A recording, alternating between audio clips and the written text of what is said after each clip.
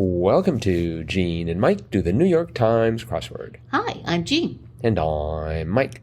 And today we are doing the crossword for Friday, September 13th, 2024. So, did you do the crossword? I did do the crossword. And what did you think? It was a epic battle royale. Really? Yes. I see. Yes, I fought this puzzle for quite a while. But Oh, okay. I eventually emerged the victor. I did get it done. Were you getting beaten up in any particular area? Everywhere. Oh, okay. So actually, as is so often the case with me on Friday and Saturday, I get the bottom half first. Mm-hmm. And I actually got the bottom right corner first. And then I just kind of worked up from there. And kind of ended up in the upper left corner. Mm-hmm. So, but yeah, it was, I mean, there were some I got right away, like 14 across. Site sieged by Santa Ana. I knew that was the Alamo. I didn't know it, but I guessed it. Uh-huh. And, there were some others that I was able to get fairly quickly. But then there were others that I'm like, I have no idea. Mm-hmm. So, like, one across. It was something about jackknives. Yeah, what jackknives can help to carve? And the answer was abs. And I still don't quite understand that. I think they're talking about divers, right? They do a jackknife. Oh. And it's going to help improve their abs. Oh, okay. I didn't know what they were referring to because I've heard of a jackknife, but that's just kind of like a pocket knife, right? I think there is some kind of knife, but there's also the dive, and I think this is playing off of the fact that they're hoping people will get confused. Mm-hmm. I mean, it is a brilliant clue. Yeah. Mm-hmm. Mm-hmm. I think that people might be better off just doing sit-ups. Because, you climb to the top of that high board, you do it one jackknife, and you're done. Unless there's some other meaning of jackknife that I don't know about. I don't know. I just knew about the pocket knife. I know when a truck loses control, they say it jackknives. Oh.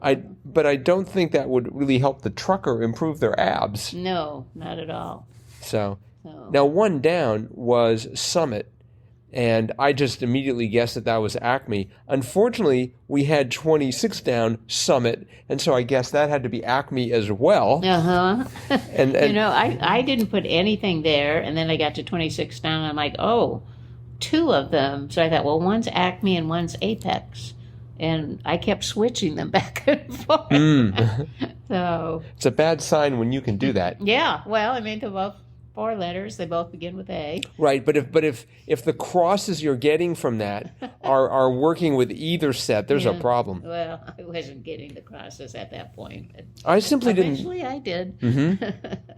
I just didn't think about Apex. I don't know why. Oh. But I always think of that whenever it's a, Pinnacle or Summit. I always think, well, it's Acme or Apex. Okay. Well, yeah. I'll have to try and remember that. Just like there's always a veer and a vow. Yes. Like when it's like a bold statement. Right. A veer, a vow. Yeah, I have trouble with that. I have trouble with Malta and Yalta. Oh. So that X of Apex ran into 36 across, that being extraterrestrial menace in 5 down. 5 down was Alien. Sci-fi franchise since 1979, Alien. Yeah. And so 36 across XENOMORPH. Right. Which is, I mean, Xeno sounds like alien shape, I guess. I don't know. It's an interesting answer. I never saw that movie. Oh. But I never, knew that the alien had a name or anything. So I think it was Murray. Murray, the alien, rips out of your stomach and says... Or, if it had like a nationality, like it was from the planet thus and so it was a Thessalian or... It was a Vulcan or something like that. One of my favorites was 17 across. What's often made by doctors. 6 figures. Yes. I thought that was very funny. Most of the letters in there lend themselves to signatures. Oh, yes. And so I was trying to get signatures to work in there, but 18 down was in circles, and I had GERDs, and turds did not sound right. And laissez-faire was lax, not lag. So I knew it was wrong, but I couldn't figure out what was right until, I don't know, somehow I sort of stumbled upon it. I liked 2 down, dumpster or zipper originally, brand name. Yes. I can imagine zipper as a brand name, but dumpster? But dumpster.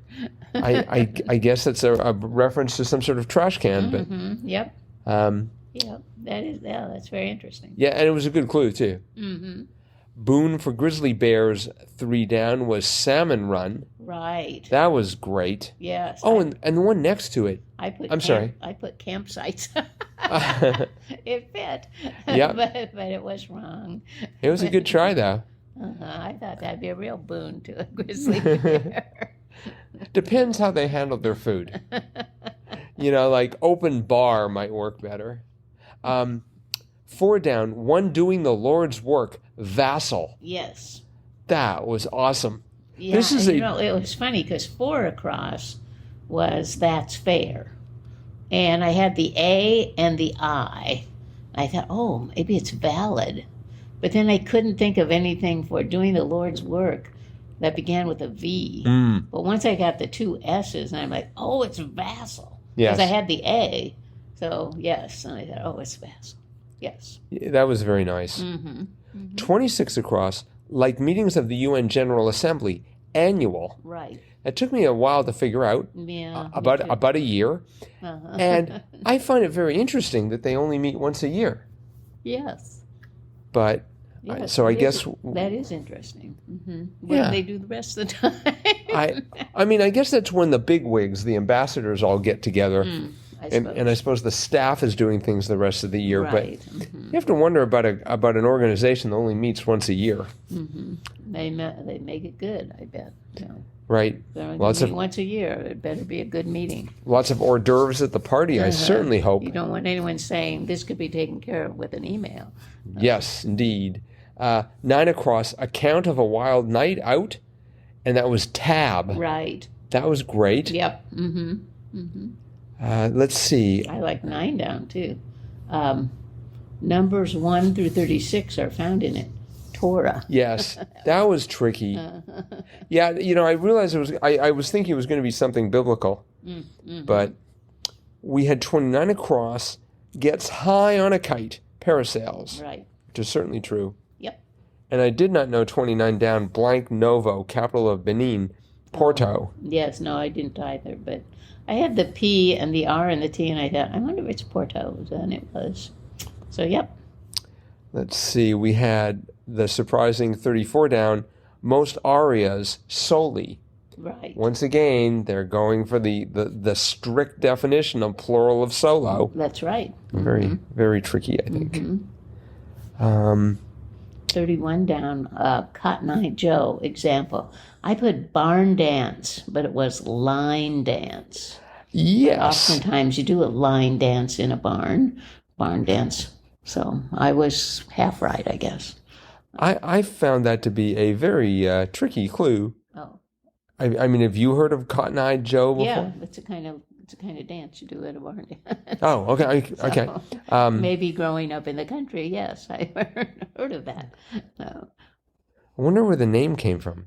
Cotton Eye Joe. Think there was someone named Joe who had cotton on their eyes or something? I don't know. I don't know. I just knew that was the name of a dance. I love 59 across. How Vin Diesel was cast in The Fast and the Furious, you might say, aptly. Aptly, yes. That's pretty funny. Yeah, all in all, this is a great crossword. It was by Boaz Moser, and it's a debut. Oh. So he debuts on a Friday. Yeah, it was very well done. Yes. Nice job. Nice job, Boaz. All right, well, that's it for the crossword, but it is Friday. Yes, which it is. means it's time for Fun Fact Friday. Do you have a fact for Fun Fact Friday? Well, I do. I have a little fact. Phew. We had a clue, the answer to which was eat crow. Yes. And I can't remember. It was like, I just can't even remember what the clue was, but the answer was eat crow. And I thought, well, it'd be kind of interesting to figure out where that came from. And it is an idiom. It is used in some English-speaking countries like ours, and it means humiliation by admitting having been proven wrong after taking a strong position.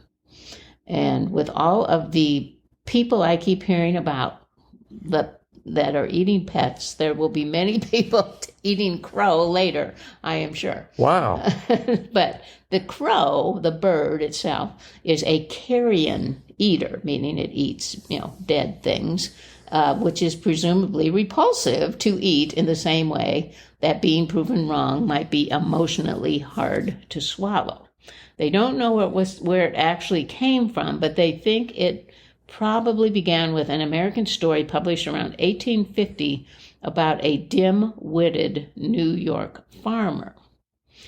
Eating crow is a family of idioms having to do with eating and being proven incorrect, such as to eat dirt, eat your hat, or eat your shoe, or put your foot in your mouth.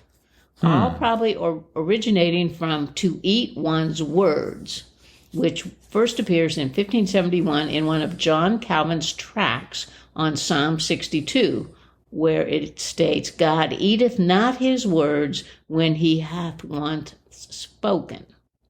There is a demonym for South Australian people, meaning a name, crow eaters. They call them crow eaters, but it doesn't mean the same as eating crow. Oh.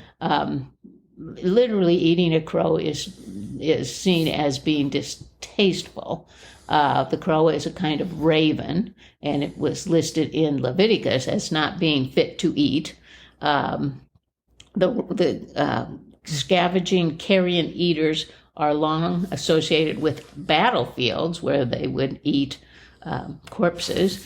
But the whole idea of eating crow has really nothing to do with the crow being a carrion eater. There's a British idiom that is said to eat humble pie. I've heard that. Yes, the English phrase is something of a pun. Umbles were the intestines, offal, and other less valued meats of a deer. Pies made of this were said to be served to those of lesser class who did not eat at the king's table. So, but there's little evidence for that. There are another dish that is likely to be served with humble pie is rook pie. Rooks were birds that were related to crows. Pie is also an antiquated term for European magpie, which is also a bird and a type of crow. So there's a similarity between umble, since the Oxford English Dictionary defines crow as meaning the intestines or mesentery of an animal, and cites usages from the 17th century into the 19th century, which consist of liver, crow, kidneys, and skirts. So it's not actually talking about eating crow, but crow was kind of a synonym for some of these variety meats that most people would find distasteful, but the poor of historic Britain would often eat them in a pie. So that is where the phrase eating crow came from, originally from eating humble pie or eating crow. One more thing about it, when Harry Truman defeated Thomas Dewey in the presidential election of 1948, the Washington Post sent a telegram to Harry Truman that said, "You are hereby invited to a crow banquet to which this newspaper proposes to invite newspaper editorial writers, political reporters, and editors, including our own, along with pollsters, radio commentators, and columnists. Main course will consist of breast of tough old crow in glace. You will eat turkey." So I thought that was very funny. Yes. So anyway, that's eating crow. All right. Well, thank you so much for that. And that is it for today. So thanks everyone for listening. Tomorrow's crossword's almost out. We're going to jump right to it. Hope you will do the same and tune in to hear how we did And we're interested in knowing how you're doing. So drop us a line, crosswordpodcast@icloud.com. Yes. That's it for today. See all of you again tomorrow. Bye-bye.